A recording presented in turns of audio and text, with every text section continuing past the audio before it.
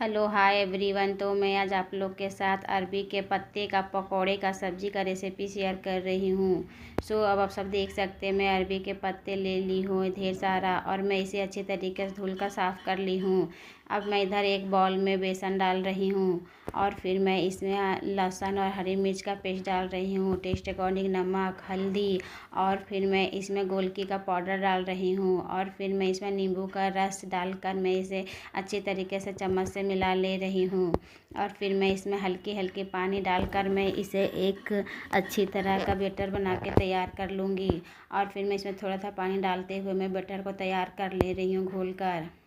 अब आप सब देख सकते हैं मैं एक बड़े से पत्ते ली हुई हूँ, और फिर मैं इसमें बेसन को अच्छी तरीके से मैं लगाते जा रही हूँ, चारों तरफ से अच्छी तरीके से फैलाते हुए।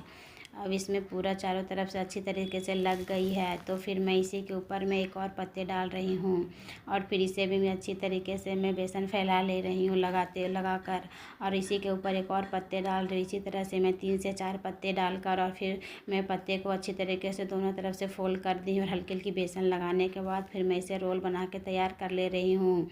आप सब देख सकते हैं हमारे रोल कितने अच्छे से बन के तैयार हो गई है। इसी तरह से मैं सारे रोल बना के तैयार कर लूँगी।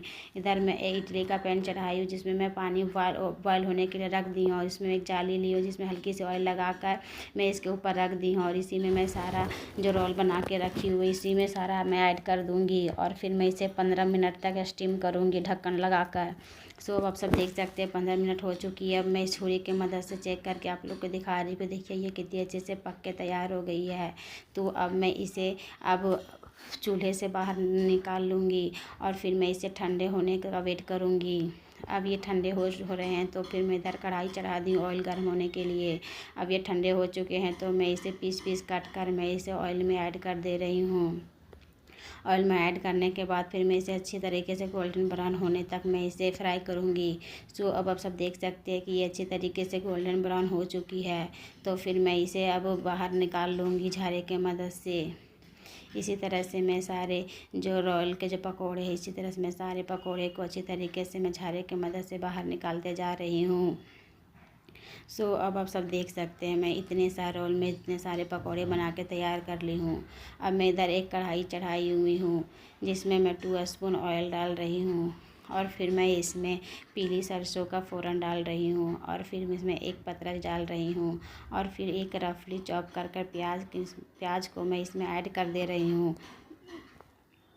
और हल्की सी हल्दी डालकर मैं इसमें लहसुन और हरी मिर्च का पेस्ट डाली हुई हूँ, और फिर मैं इसमें टमाटर का भी पेस्ट डाल रही हूँ, और फिर मैं इसमें घर के कुछ बेसिक मसाले जैसे गोलकी, जीरा, धनिया और कस्तूरी लाल मिर्च, और फिर टेस्ट अकॉर्डिंग नमक डालकर इसे भी अच्छी तरीके से सारे मसाले को भून कर तैयार कर ले रही हूँ। अब सारे मसाले भून गए हैं, तो फिर मैं इसमें 1 चम्मच बेसन डाल रही हूँ, इसे भी अच्छी तरीके से भून कर तैयार कर लूँगी। अगर आप लोग को हमारी वीडियो अच्छी लगती है तो चैनल को लाइक एंड सब्सक्राइब ज़रूर करें। और फिर मैं इसमें गर्म पानी ऐड कर रही हूँ, और फिर मैं इसे ढक्कन डालकर उबाल आने तक का वेट करूँगी। अब इसमें उबाल आ चुकी है, तो जो हम सारे पकौड़े बना के रखी हुई हूँ सब मैं इसमें ऐड कर दूँगी, और फिर मैं इसे 5 मिनट और पकाऊँगी ढक्कन डालकर। अब ढक्कन डाल कर पकते हुए 5 मिनट हो चुके हैं, तो अब मैं इसमें गरम मसाले ऐड कर रही हूँ, और इसे भी अच्छी तरीके से चलाते हुए पका ले रही हूँ। देखिए अब ये सब्ज़ी कितनी अच्छी से पक के तैयार हो गई है। अब मैं गैस का फ्लेम ऑफ कर दूँगी, और फिर मैं इसमें आधा नींबू का रस मिलाऊँगी। नींबू का रस मिलाने से सब्ज़ी का टेस्ट और भी ज़्यादा अच्छी तरीके से बढ़ जाती है, और ये खाने में बहुत ही ज़्यादा टेस्टी होती है। इसे आप रोटी, चावल, पराठा किसी भी के साथ खा सकते हैं। ये खाने में बहुत ही टेस्टी होती है। आप इसे एक बार खाएंगे तो महीनों तक इसके स्वाद भूल नहीं पाएंगे, और ये हमारे घर में सब कोई को बहुत ही अच्छे पसंद आते हैं। एक बार ज़रूर ट्राई करें, और हमारे चैनल को भी सब्सक्राइब